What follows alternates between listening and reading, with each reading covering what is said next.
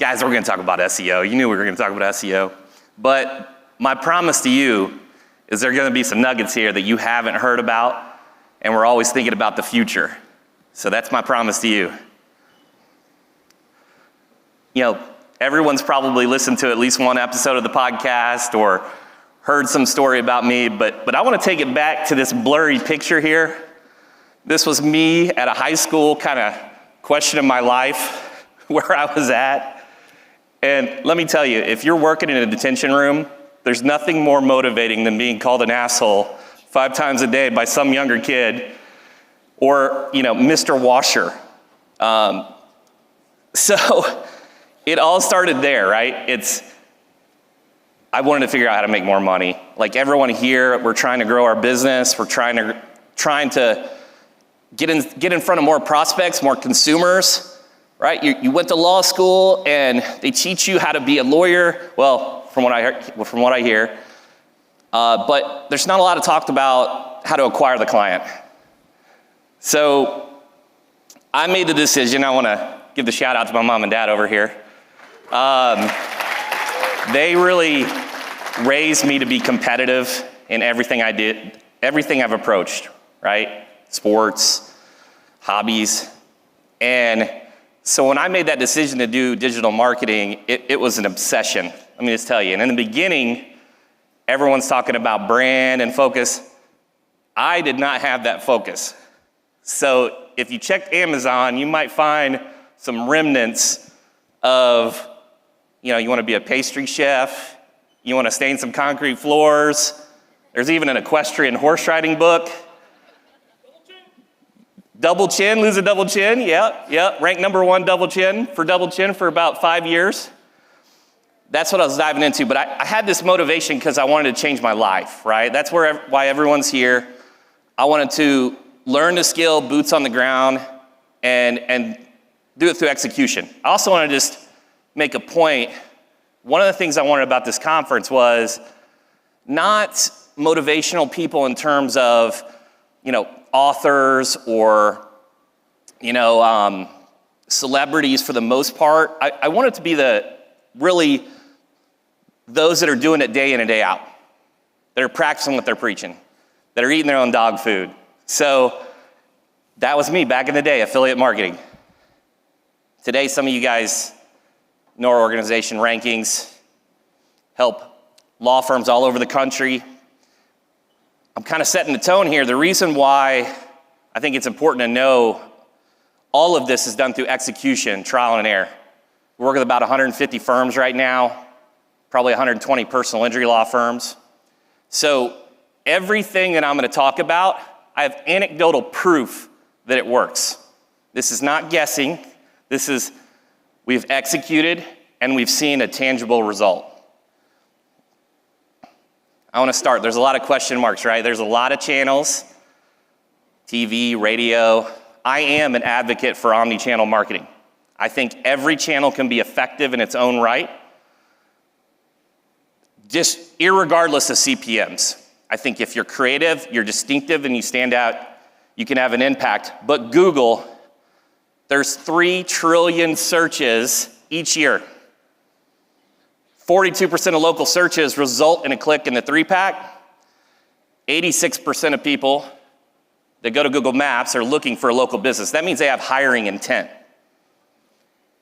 And then 84% of the audience use Google 3 times a day. The big thing about Google is it is the final destination for many of your other efforts. Right? You could advertise on TV, but if you're not in the 3-pack or you're not doing Google ads to protect your brand, it's not going to be as effective. So how does Google determine local rankings? And by the way, guys, when I think of Google, I'm just going to be real here. I think of Google, we can replace Google with the big dumb robot. Okay? So a lot of things that I'm going to read here is going to be simplified. And it's going to be logical. It's going to make sense. I think sometimes we try to overcomplicate it. I think a lot of SEO specialists talk about the 200 ranking factors and try to pull the shades over your eyelids, when really there's some that just make a massive impact on their own. But really, this is straight from the horse's mouth. This is straight from Google.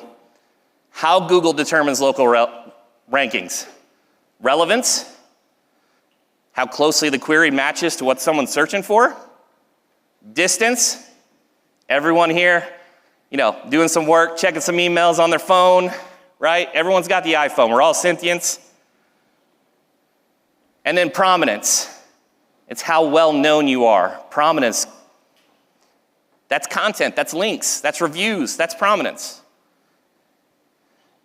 The issue with rankings a lot of times is you have to do all three correct. If any of these fail, then you're gonna be in trouble. So it's the intersection of that Venn diagram, the sweet spot of relevance, prominence, and distance. And I'm gonna kind of jump into these, but I wanna start with the one that I think is the most important out of the gate. Relevance, and I'm gonna read this here. Relevance refers to how well a local business profile matches what someone is searching for. Remember what I said, the big dumb robot? I'm gonna give you a perfect example. There's a lot of great firms in Michigan, but I just wanna use this example. Which firm below is most relevant to the query, Michigan auto accident lawyer? Michigan Auto Law Auto Accident Attorneys, J. Trucks and Associates. We heard Chad Shelley talk about the firm name, and I agree. I think a short firm name is very important. It has to be memorable, right? If you start trying to remember more than a few words, it's exhausting. When it comes to Google though, and your Google business profile, file a DBA. You can do business as another phrase related to your main brand name. In this example, Steve Gersten, he's got 575 reviews. J Truck's got over 600. If it didn't come down to relevancy, J Truck should rank. It's got more reviews, same review rating. But Michigan Auto Law, because it matches the query so much more closely, not only do they rank one time in the map pack for Michigan auto accident lawyers, they rank twice. So this is a huge problem when your firm is using multiple names, because just like a title tag, the names of your pages, it's constrained to a character limit. I'm sure many of you have seen Matthew Broderick all over the place dominating Google search because he's incorporating keywords into his name. Now, there's a right and a wrong way to do it. If you just stuff keywords in your name, that is against Google's guidelines. Strictly prohibited. However, you go file with the Secretary of State, file a DBA, have your paperwork, get some signage, maybe do a video for, re-verifying that profile, you're good to go. So that would be my number one tip. Simple tip, right? If you're not utilizing keywords in your name, that's simple. Go file, make the update, boom. The next one, Google is changing. We got all these LLMs, ChatGPT. It's sourcing information, and Google's become so big that it's very complicated to crawl the web and to understand what it's looking at. It's the big dumb robot, right? So there's a few things that you can do. The first thing when it comes to entity SEO, implement schema on your website. It's a markup that'll help Google understand and categorize you. The next thing is to build relationships with your content. So in the past, it was all about keywords. Stuff a keyword on the page, get all these tools, Surfer, everything. It was all about keywords. Now it's about entities, relationships. I'm from St. Louis, near the area, so, Nelly, right? We got the Arch, Chuck Berry, St. Louis Cardinals. We heard Dan Morgan talk about, his NIL stuff. I think it's also having a benefit because it builds a relationship with those locations. Google's trying to counter AI content that's generic. How many times has what steps you need to take after a car accident have been written? 90 million times, right? How many of your competitors have a St. Louis car accident lawyer page if you're in St. Louis? Google has a big challenge. There's too much content. It doesn't even have the resources to crawl every single page. So you need to make it super simple for Google. Go back into your content and start to build these entities. That's why, and you're gonna hear it from me as an SEO specialist, you should all have an in-house writer, all of you.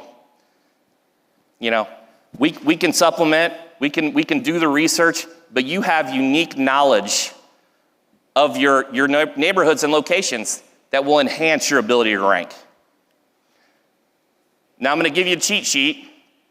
When it comes to entities and records, we had this leak from Google a while back, and I think Wikipedia was mentioned over 200 times. So if Google is referencing Wikipedia, we should be cognizant of it too.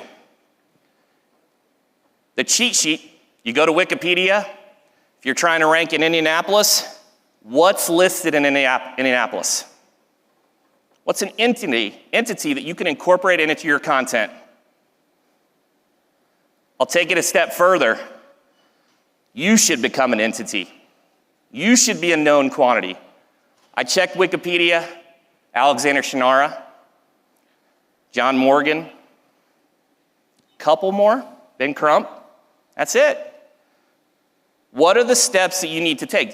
Do you have a high-profile case that's mentioned in Wikipedia? Awards? Have you written a book? If Google is using Wikipedia as a trusted source, it'd be pretty important to be in there.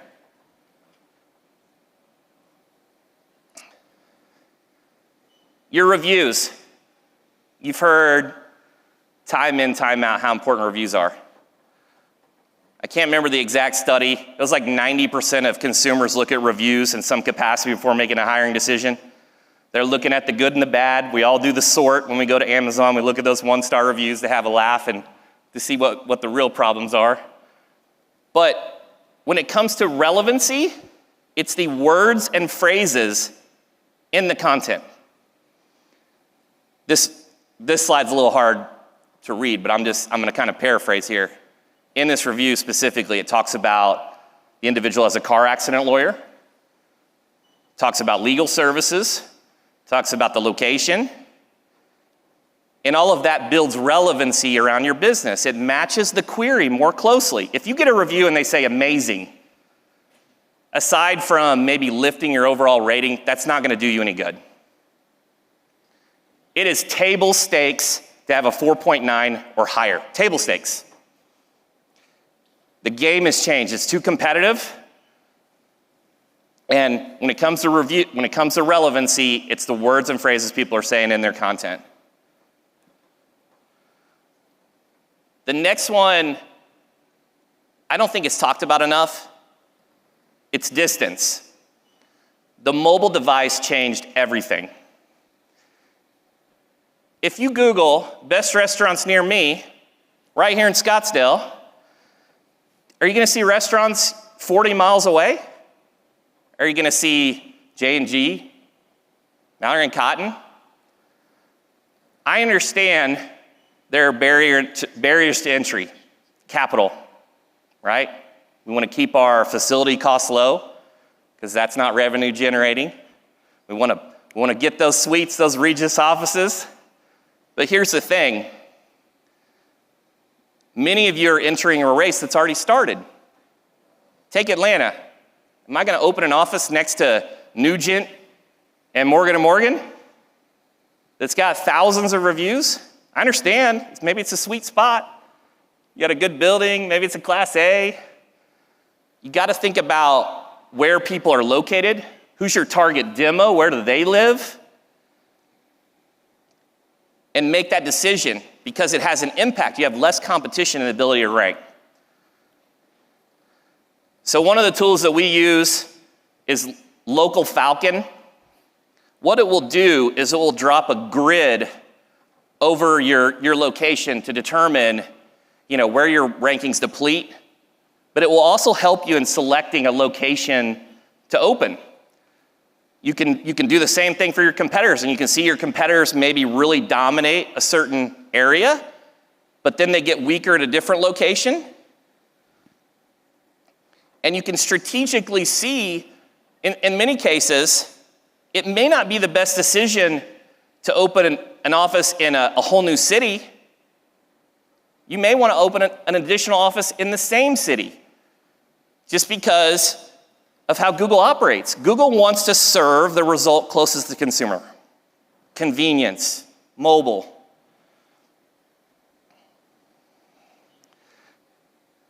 Kind of talked about this a little bit, but there are facilities, right? There's Regis, there's these WeWorks. You can get the contract, maybe the building directory. But here's the deal.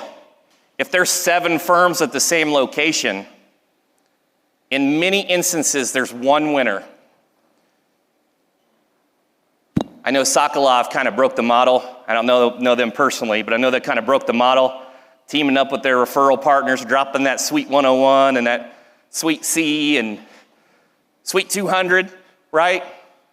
Here's the thing. If there's another individual at that same location that has more reviews, you're filtered. You're not going to rank. So it's like that old school movie Highlander. There can only be one. I would take a look. One of the first things I would do is I would go drop that grid right on my existing location. There's opportunities when you start to deplete in your rankings, even if you rank number 1 for those vanity phrases.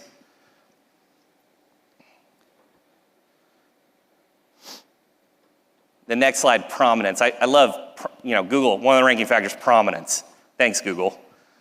It's just being everywhere, right? But specifically what they mention is links, directories, review count, and score.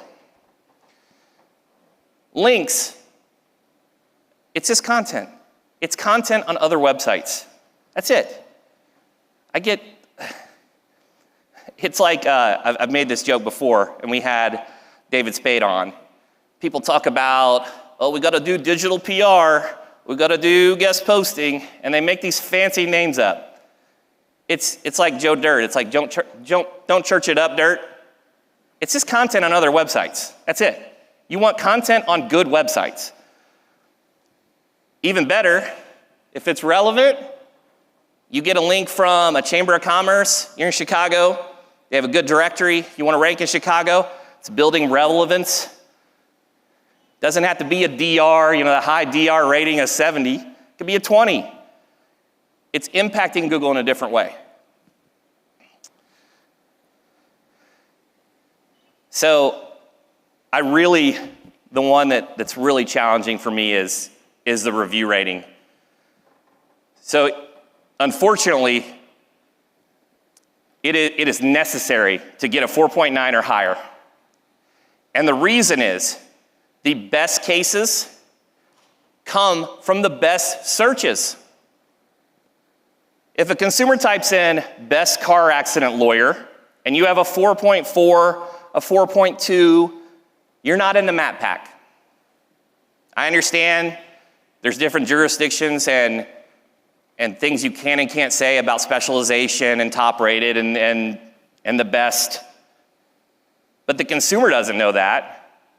They're going to type in top truck accident lawyer. You got a 4.1. I mean, good luck them finding you, not only from the conversion standpoint, but for ranking for that query. It's just not going to happen. So I pulled this one up just for a little bit of fun, and I'm not trying to beat up anybody. Hopefully nobody from the audience is, Cafe Monarch or Cala Scottsdale, but, the consumer isn't always looking for an attorney. They're not like us. We know who's the best attorneys. We have some idea. We have the ability to network and understand personal injury law. Consumers, for the most part, do not. So they have to do their research. They have to go online. They got to talk to friends. And I can tell you, just like when you're shopping on Amazon and you want to buy something new and you see a low-rated item and another one at the same cost, and by the way, it's all the same cost because you're contingency, at least on the front end, you're going to choose the one that's the highest rated.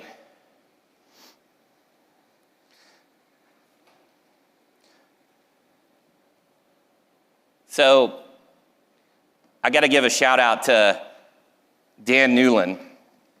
Dan Newland, I did a trailing 12 spin on Vivix and Kantar. He spent $22 million in just Orlando. And there's a lot of excuses, right, for volume. With volume, a lot more people are going to be upset. And here he is, 13,000 reviews and a 4.9 rating. It's inexcusable to have a low rating. I think one of the most important hires is someone that's their day in, day out job. It's the client experience component, and it's being always thinking about reviews at every point. And we're gonna talk about things to get more reviews. I'm gonna give you some nuggets there too. But the reason why I gave Dan Newland as an example, very prominent attorney, very successful attorney, but he himself is the individual that meets with the clients when they leave a one-star review. The first quarter of this year, I heard he did it already 70 times and fixed that rating. When we're talking about more cases, the final destination is your Google profile. It's your website. Radio, put a call to action in, they go to the website, right? We had the phone numbers. Many of them are hard to remember. They're gonna do that Google search, even if it's for your brand. So I'd like to take a moment, my guy. So even myself, I've got a fixer right here. So we got any clients in the audience that wants to talk to our guy, Stephen Willie? I gotta give him a shout out. He's been with me from the very beginning.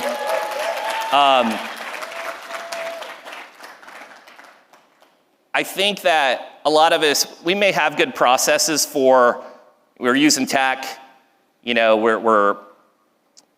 we have processes to acquire reviews, but I think we really need to be cognizant of processes when things don't go right. An escalation process, a fixer. And I would say right now, many of you are maybe getting spammed by the competitors. There's fake reviews, right? There's some people that don't have integrity and they're doing that to your profile. But you can go to your profile and flag those.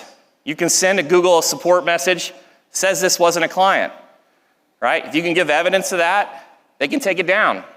There are many instances. I'll give you another scenario.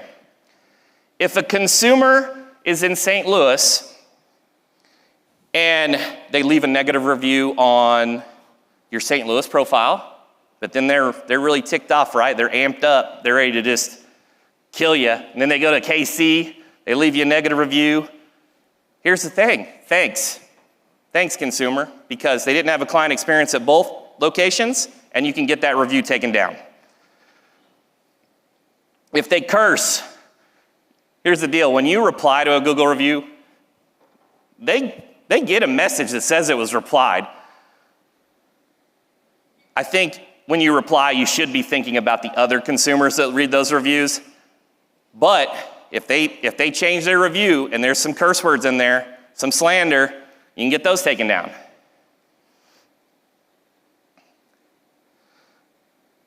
Quantity. I think this is a challenging one for a few business models. The referral firms, the litigators that really have high case selection criteria. You just don't have as many reps at the plate. So that's a reason. I understand taking these low soft tissue cases, like I get it. It's gonna clog up your throughput. You're gonna have maybe some of your best attorneys, no matter how much you try to segment, your cases into A, B, C, D, whatever categories you have. I understand. But here's the reality. right from the horse's mouth, right from Google, it says review quantity. When I look at locations, a lot of times all the review ratings are the same, similar profiles, the person with the most reviews wins. So I want to kind of give you some rocket fire tips here. Anytime a client says thank you is an opportunity to ask for a review. Every single employee at the company, every single one, not intake, not just when you're closing out the checks, every single one, you should incentivize the behavior. $50, $100, get them motivated. $100 doesn't do it. Maybe you need to crank it up to $200. You need to utilize tech. Text messages. Some people, they're not responding to an email. Send them a text. Call them up. Create a firm-wide competition. So you can incentivize the individual, but you can incentivize the entire company. Here's the deal. When you do that and you're constantly putting that information in front of your staff about how important and how much it impacts them, especially if you're a trial attorney that maybe gets some profit sharing, they're more inclined to take that serious. There's a firm I worked with out of Nevada. One of the best things they did, and I'm going to keep it confidential, but one of the best things they did was every single week they sent an employee newsletter to their entire staff of how many reviews they obtained and who were the people that obtained those. Every single week. You know how it is when you go shopping for a car, you want that G-Wagon, and you see it on the road when you're thinking about it. When the employees it's constantly in their face, they're going to think about it. I get this when my salespeople appreciate this. If an individual, if you ask them to leave a review and they say they will, in my opinion, they just gave you permission to follow up until they do one. To buy or die. We all go, we drop off our car at the dealership. You can't get away from them. It's like, you got to leave a review. They're just going to keep following up. Another tactic that falls in line with tech is if you're on the phone with someone that says they will leave a review, send them a text message while they're on the phone. We just talked about the keywords and phrases that matter in the review. Coach them up. Now, I'm not saying jam in their keywords and just spam the hell out of it, but coach them up. They're like, I don't know what to write. You can encourage them to write certain things. Well, tell me about your experience. Then the next one, after COVID, we all went to those restaurants that had the weird QR codes. It took us a while to figure them out. We got conditioned to utilize QR codes. So here's a QR code example. You could put these on your business cards. You could put them on anything you want to make it easy for the consumer. And those of you that scanned that, I was just having a little fun with you. On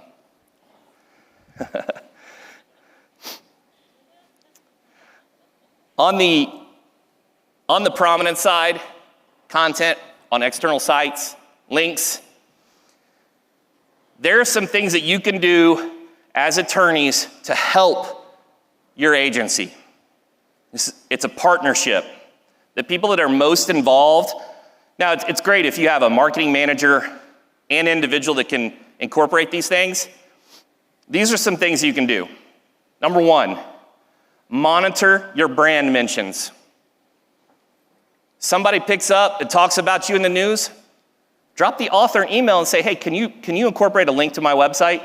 It's not going to convert at all times, but it will sometimes. Better yet, you're going to build a relationship with that individual. The next time they need a source, you may be it. The next one, relationship-based guest posting. Many of you live in your local area and you go to restaurants, they all need reviews.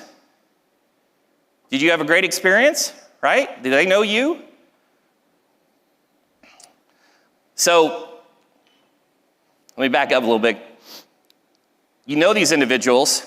Maybe they'll allow you to contribute content to their website. Maybe you can do a joint charity or fundraiser. I think many in the audience right here, we all want to rank. If you're in Florida's jurisdiction and you're not planning to go to Texas, talk to a Texas attorney. Maybe it's a different practice area. Now, how do you do that? How do you make it natural, right? There's a lot of sports that go on, right? Out-of-state sports. You know, have you been hurt after so-and-so game? A lot of ways to do it. Podcasts. I think this one is the easiest and one of the best tactics as you as an attorney can take. Here's why. When you go on a podcast, most of the time, the host will transcribe the podcast and the content and put it on the website. And most of the time, they will put a link back to the guest on the site. So not only do you get the distribution from the podcast, the social content, but many times you'll get a link. Sponsorships, a lot of them will slap the logo up there and they'll just put the image. Have them link that image to your website. Still passes authority. I know many of you do such amazing charitable work. You know, sponsoring sports, high school sports. It's simple. They're asking for, you know, $100, $500. It means the world to them. Are they not going to link back to your website? They absolutely will. Harrow's Help a Reporter Out. This is a site you can sign up for. Journalists are constantly looking for quotes from experts. Monitor what you see. Here's the deal, though. You can't give something generic and think the journalist is going to pick it up. You got to put that same amount of effort that you do in your practice into these quotes. Business profiles. All your social media profiles, all the legal directories, all the forums you're a part of, they all have an authorship. Drop your link in there. Awards. Not all awards pass equity, but they do build relevancy, they build trust. And here's the deal, Google, we don't know what's gonna happen to Google. Right now they got the lion's share. Number 2 is Bing at 3%. They look at do follow links. However, Bing looks at all links. No follow links included, social links. Press releases. You know, you got a new employee joining the team. You know, it's not necessarily something you should pay for distribution or press release. However, you're doing a fundraiser, you're doing something exciting, you want to spread the word, a press release can help attract links to you. Most press release distribution sites are no follow. However, there are a few that will give you a link. Law firm Newswire, newswire.com. Those are great links. Law firm Newswire in particular, I know it's owned by one of my competitors, but here's the deal. It's a legal niche link. What's the best link in terms of relevancy for your practice to describe, to tell Google what you are? You're a law firm. I got a link from a law firm Newswire. Forum and community engagement. So we see Reddit just kind of dominating right now. And I know that a lot of consumers, you gotta be careful with this, right? It's gotta be natural. You can't just jam in some fake comments and try to solicit business, but if you're involved in forums, you can a lot of times drop some links in. And then testimonials. Let's say, for example, you know, I'll call out Even Up, right? They're looking for client testimonials, right? Maybe, I haven't looked at their website, sorry, Ray, but maybe you leave a testimonial, maybe you can have them link back to your website. Say your agency asks for a case study and you're thrilled. Get a link from it.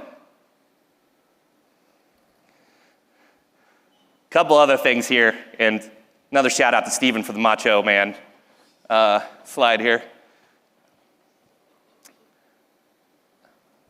I want to talk about this, the leaky bucket of links. Let me explain this. You should absolutely link out to other websites. But here's the deal.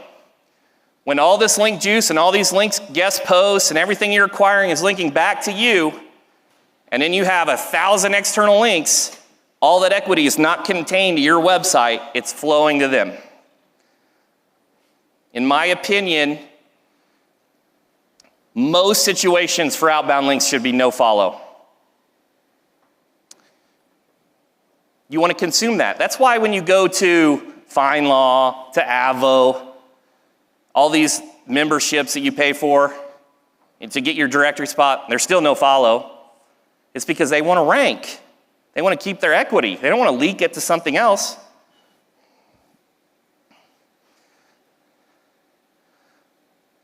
The next one is, we talked briefly with Matt Dolman, is content pruning.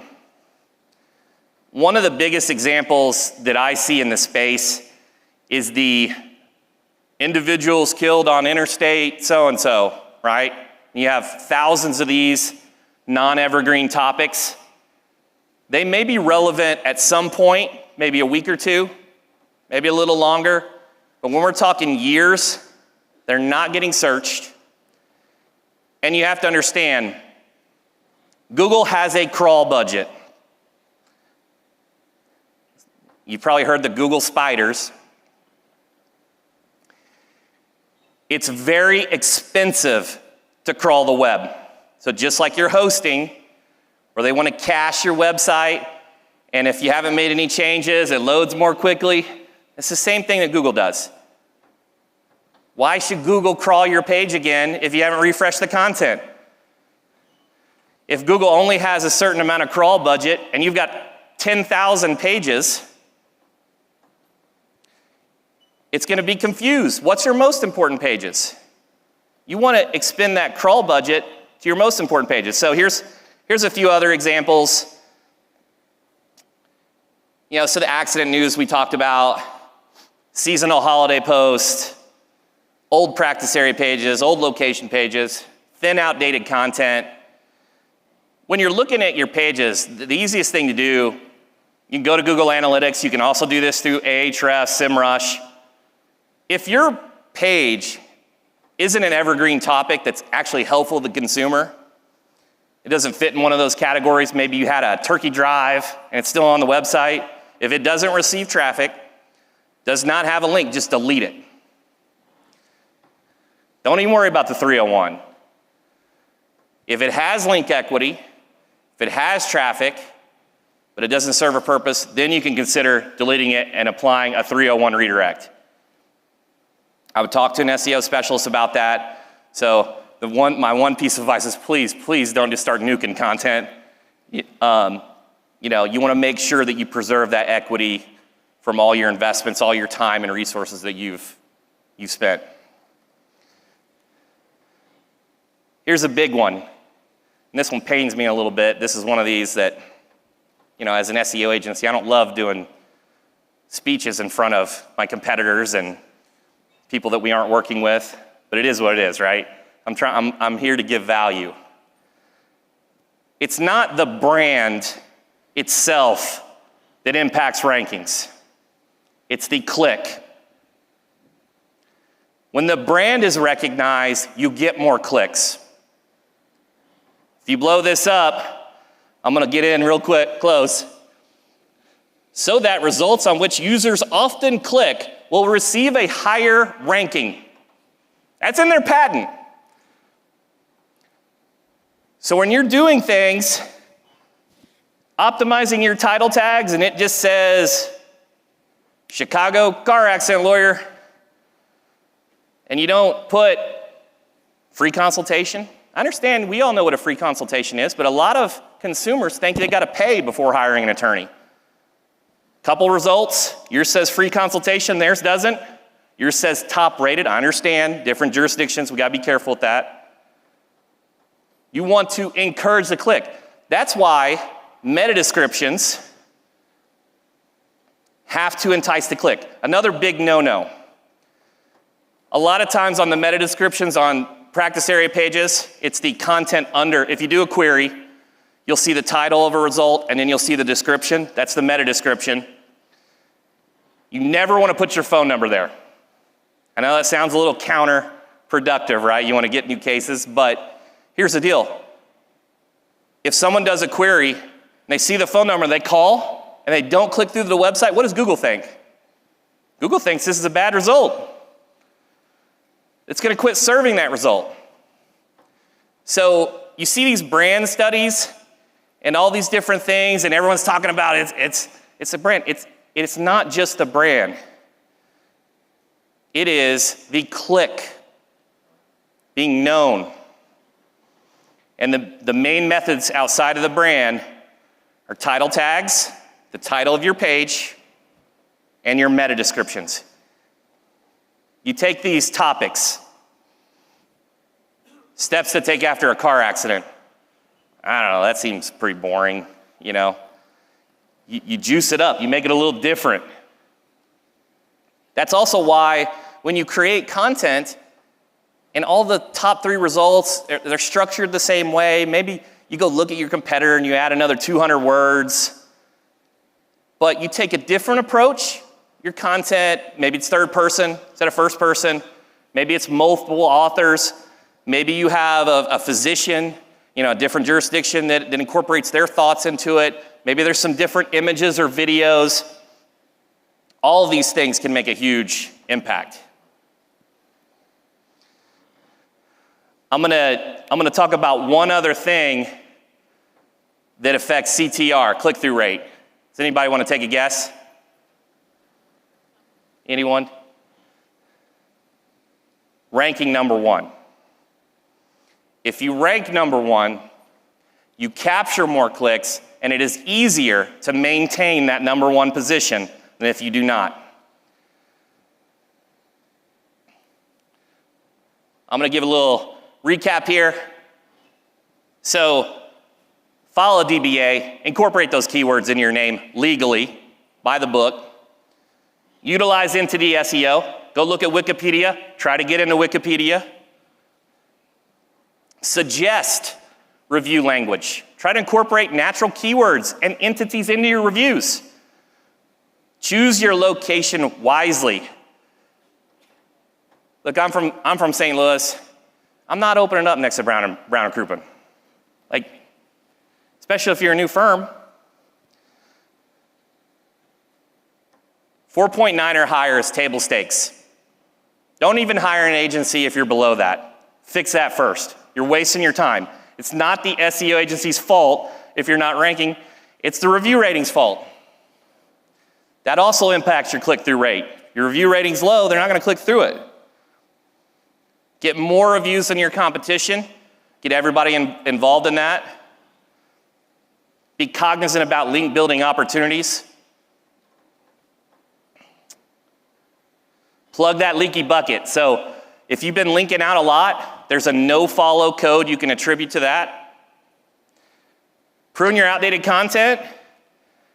And then, last but not least, make your firm click-worthy. I want to thank everyone. Hope you got value out of this. I really, truly appreciate everyone's involvement and engagement with the speakers. I think the speakers have been awesome.